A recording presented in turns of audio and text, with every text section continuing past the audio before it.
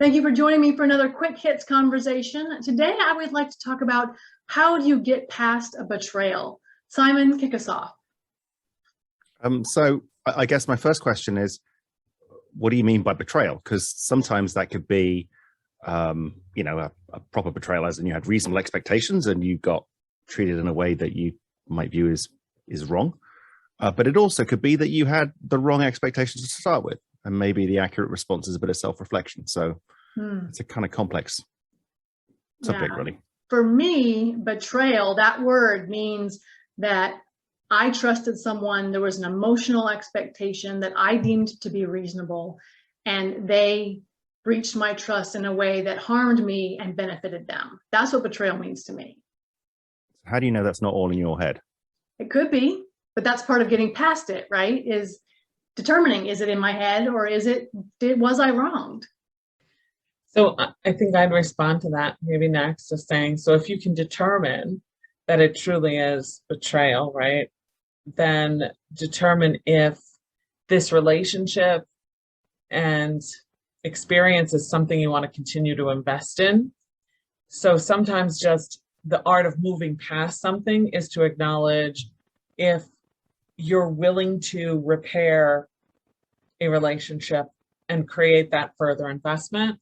I love the work of like William Bridges. He does that death and dying model about change and understanding sort of the valley of despair.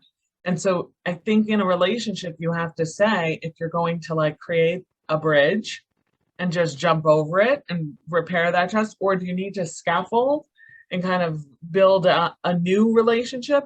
Or the third area would be, do you take a whole totally different path and just kind of let there be growth in understanding the relationship that you have and the reflection of that relationship and the betrayal that you experience? Mm-hmm. This is complex because I think that it, much to like what Simon was referring to, is like, it can be small, like it can feel, I've been talking a lot recently in my podcast about relationship with experts when we hire somebody into the business and expect things from them. So there can feel like a betrayal there, like somebody ghosts you or you didn't get what you said that they would do.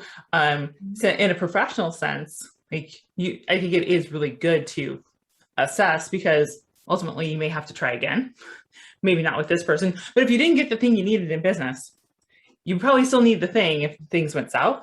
So that reflection piece, getting really clear about your role, whatever it is, I think is very helpful in moving past it, because like in a personal sense, what Catherine was just saying with relationships, but like in a business sense, if I needed, in my experience, a website, I trusted somebody, they didn't give me what I needed, things went south, I probably still need the website, but now I got to figure out how to go about doing it. So I think really having a way to work through your part of it and getting clear about what you need from that person can help you work through that professional betrayal. So Simon, having heard all of that. Well, I'd sort of gone for a little bit of a wander and sort of, one way of dealing with betrayal is to hold a grudge forever and ever and never seek a resolution. And, that's not going to help you in a business sense, because you haven't learned anything and you're probably going to have that same circumstance happen again. And probably similar in your personal thing. But I think that it requires the right timing and strength to be able to move on as well. So when you say move on, do you mean repair, or do you mean move on like eliminate? Because I know for me, betrayal is a pretty strong word. And if you've betrayed me, you're toxic, I'm done, I'm out.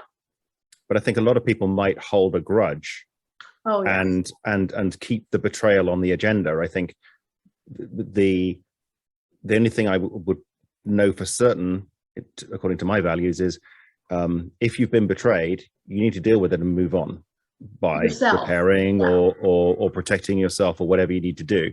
But holding on to it is about the only thing that is not going to make you happier.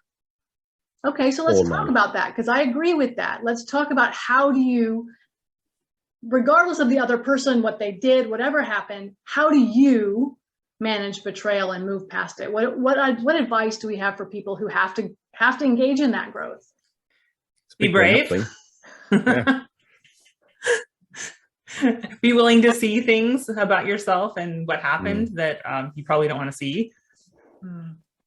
I would add maybe determine like how much reflection you really want to put into this, and understand like you can't influence everyone to change and maybe come back to you and be in a relationship.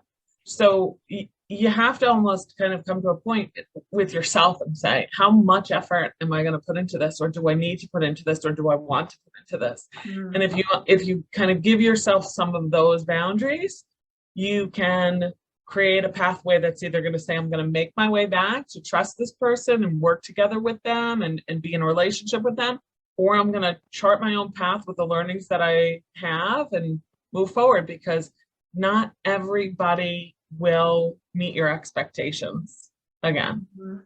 I think if you can't move on, it's probably a sign that you've got a little bit of personal growth to do. I'd imagine, Robyn, that's the kind of thing that professionally people rock up to your door and go, well, they're probably complaining about the other person, but in the end, you're going to be orientating them around to what can they do.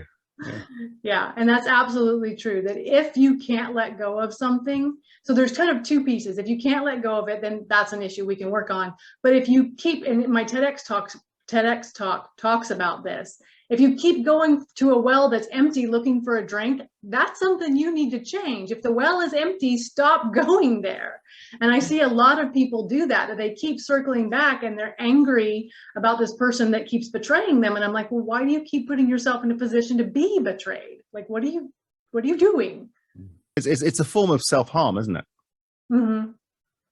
Yeah, it really is. So I think getting over betrayal, first of all, one of the hardest things to do, for me at least, and this is a personal thing, is forgiving myself for believing someone, for trusting someone who could betray me, for not being a better judge of character.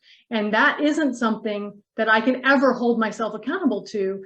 And like, well, in the future, I'm going to be tougher and I'm not going to let that. No, because I don't want to be that person. So I have to allow myself to be open to allowing someone to teach me who they are. But once they teach me who they are, I can believe them. And I don't have to learn that lesson the second time. Someone once said, you have my trust until you don't. Yeah. And I don't know who said that, but you can kind of put those personal boundaries in to say, that's when I start the learning, right? If that happens, these are the mistakes that I have to be aware of in, my own self, of understanding another person. Yeah. So if one was an enlightened being, done all the growth that you could possibly do, could you be betrayed? Well, so isn't betrayal about trusting someone and allowing them to break that trust without being jaded or angry or any of that?